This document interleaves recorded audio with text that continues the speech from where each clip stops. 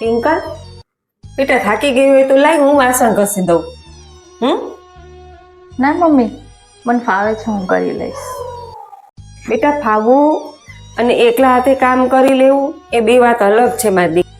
તું આવીને બેટા ત્યારથી હું જોઉં છું તું બધું કામ એકલા હાથે કરે છે, મને કાંઈ કરવા દેતી નથી અને તારી વાતે કોઈને કાંઈ કહેતી નથી. તું ગમે એટલી થાકી ગઈ હોય ને તોય કાંઈ કહેતી નથી મને.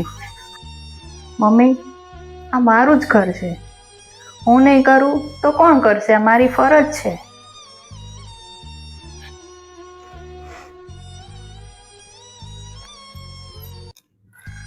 શું થયું છે બેટા? કેમ તારો હાથ ધ્રુજે છે મારા દીકરા? હે, લાવ હું કરી દઉં. અહીંયા મારી પાસે બેસ ચાલ. કાંઈ નથી મમ્મી. ના, તું મારી જોડે આવીને બેસ ચાલ. ના પણ કાંઈ નથી થયું મને. ચાલજી, અહીં બેસી જજે. અહીંયા બેસ, શાંતિથી વાત કર મને. શું થયું છે તને?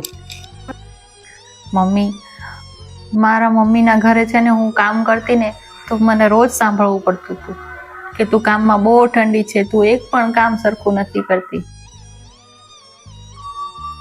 હું અહીંયા સાસરે આવી તો મને સતત ડર લાગ્યા કરતો હતો કે મારું કામ જોઈને કોઈ પ્રશંસા કરશે, કંઈ બોલશે.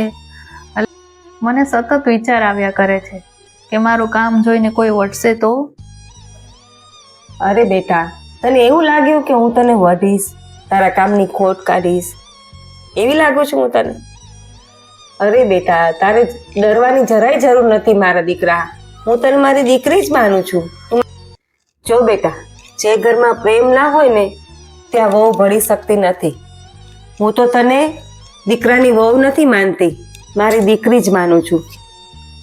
એટલે તારે કોઈ દિવસ ડરવાનું નથી દીકરા. Thank you mummy. મમ્મી, તમે આવું કહેશો હું ક્યારેય વિચાર્યું નહોતું. મારા દિલમાં તો ક્યારનું હતું બેટા, પણ આજે મારાથી કહેવાય ગયું. તું તો મારા ઘરની લક્ષ્મી છો મારા દીકરા. તું દુઃખી થાય એ મને જરાય ના ગમે. તારે હંમેશા હસતા રહેવાનું બેટા, હા, આનંદમાં રહેવાનું. હું તને કોઈ દિવસ કાંઈ નહીં કહું. મમ્મી, હવે મને ક્યારેય ડર નહીં લાગે. હું હંમેશા હવે તમારી દીકરી બનીને જ રહીશ. હા બેટા, હું પણ હંમેશા તારી સાથે જ રહીશ.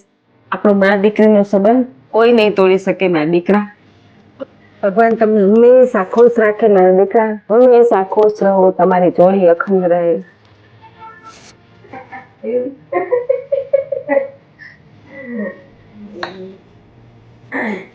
કેટલાક સંબંધો જન્મથી નથી બનતા, પણ સમજ, પ્રેમ અને એક શબ્દ હું છું ને થી જન્મે છે.